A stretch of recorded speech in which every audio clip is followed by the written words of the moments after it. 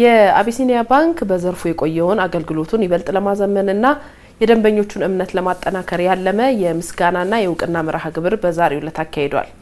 ባንኩ በመላው ኢትዮጵያ የሚገኙ ታማኝ ደንበኞቹን ባንድ በማሰባሰብ ባካሄደው በዚህ መድረክ በባንኩና በደንበኞች መካከል ያለውን የጠበቀ ግንኙነት ለሌላ ምዕራፍ ለማሸጋገር መታቀዱ ተገልጿል።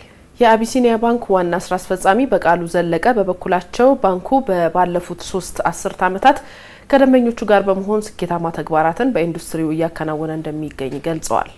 መርሃ ግብሩን እየተከታተለ የሚገኘው ባልደረባችን ግዛቸው ግርማይ ነው። አሁን ተጨማሪ መረጃዎችን ሊያደርሰን ከስፍራው በቀጥታ መስመራችን ይገኛል። ግዛቸው እንዴት አመሸህ? ያለውን መረጃዎች ለተመልካቾች ማድረስ ትችላለህ?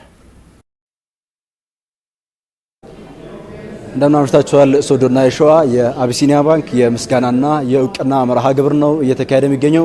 በባንክ ኢንዱስትሪ ውስጥ 3 አስርት ዓመታትን የተሻገረው አቢሲኒያ ባንክ አሁን ላይ ደግሞ ከደንበኞቹ ጋራ የተሻገራቸውን አጠቃላይ የኢኮኖሚ እድገት ብሎም ደግሞ የብድር ስምምነቶች በርካታ ውጤቶች እንደ ሀገር ብሎም ደግሞ በሰራቸው ውጤታማ ዘርፍ ላይ እንዲሁም ደግሞ በተቋም በሰራው የባንክ ስራ ሂደት ላይ ትልቅ በኢንዱስትሪ ላይ ተጨባጭ ውጤት ማምጣቱን ታሳቢ ያደረገ በዚህም ደግሞ በ973 የሚጠጉ ብራንቾች ላይ በሰራቸው ቅርንጫፎች ላይ በሰራቸው ስራዎች ተጨባጭና ወደሚታይ ውጤት የሄደበትን ታሳቢ ያደረገ መርሃ ግብር ነው ያከናወነ የሚገኘው። በዚህ ሂደት ላይ ባንኩ ባሳለፍናቸው 1 ዓመታት ላይ ውጤታማ ለመሆን እንዲሁም ደግሞ ዛሬ ላይ ሲደርስ ተጨባጭ ውጤቶች እንዲመጡ ላደረጉ ባለድርሻ አካላት ነው የእውቅናና የምስጋና መርሃ ግብር እያከናወነ የሚገኘው።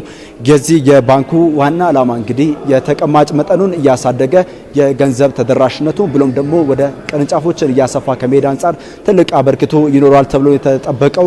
በዚህም እንግዲህ ባለፉት 3 አስርት ዓመታት አቢሲኒያ ባንክ ከ13 ሚሊዮን በላይ የሚጠጉ ደንበኞች አሉት። በዚህም እንግዲህ የደንበኞቹ የምስጋና መርሃ ግብር ባንኩ ለሚያከናውናቸው ቀጣይ ሂደቶች ላይ ለባንክ ኢንዱስትሪው ብሎም ደግሞ ለዲጂታላይዜሽን እድገት ትራንስፎርሜሽን ትልቅ ውጤት ይመጣል ተብሎ በመድረኩ ላይ ተነስቷል። የአቢሲኒያ ባንክ ዋና ስራ አስፈጻሚ በቃሉ ዘለቀ በበኩላቸው የአቢሲኒያ ባንክ በባለፉት ዓመታት ያከናወናቸው ተግባራቶች ተጨባጭ ውጤት እንዳመጡና ይህንንም ማስቀጠል እንዲቻል ዘንድ ባንኩ የተለያዩ ተግባራቶችን እያከናወነ እንደሚገኝና በዚህም በብድር አቅርቦትም ይሁን ይችላል የመስሪያ ቦታዎችን በማቅረብ የሚቻልባቸው ሁኔታዎች ከአጋር እንዲሁም ደግሞ ከተለያዩ ባለድርሻ አካላቶች ጋር በመምከር እንዲሁም ደግሞ ተጨባጭ ውጤት በባንክ ሴክተሩ ላይ ማምጣት በመቻሉ ተጨባጭ ውጤት እንዳመጣ አንስቷል። በዚህም እንግዲህ 314 ቢሊዮን ተቀማጭ ገንዘብ በአሁኑ ሰዓት እንዳለው ነው ባንኩ ያነሱት።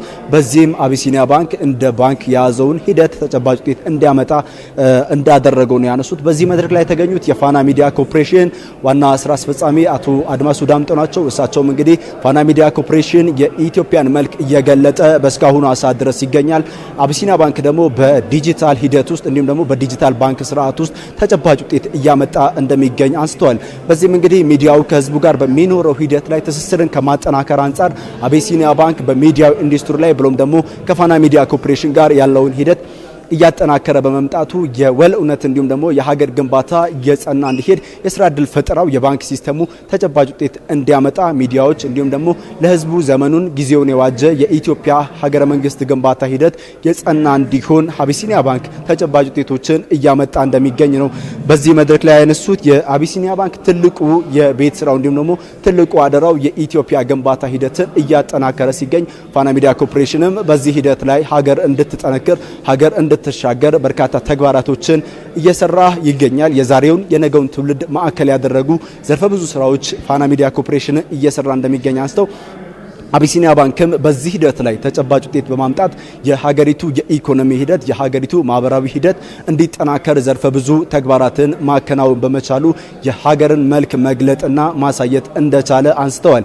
በዚህም እንግዲህ የሚዲያው በዚህም እንግዲህ የማህበራዊ ኢኮኖሚያዊ ፖለቲካ ሂደቶችን በእነዚህ ሲስተሞች መደገፍና ተጨባጭ ውጤቶች እንዲያመጡ ታሳቢ ያደረጉ ስራዎች መከናወኑን አንስተዋል።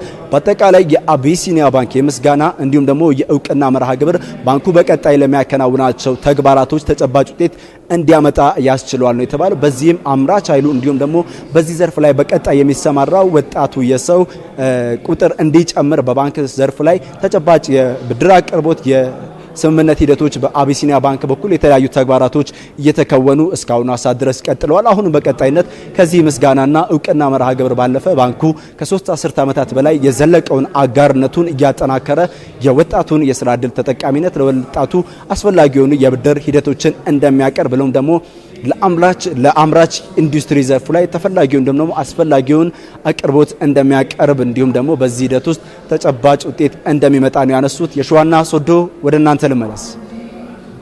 ግዛቸው እናመሰግናለን ለዘገባዎቹ። መልካም ምሽት።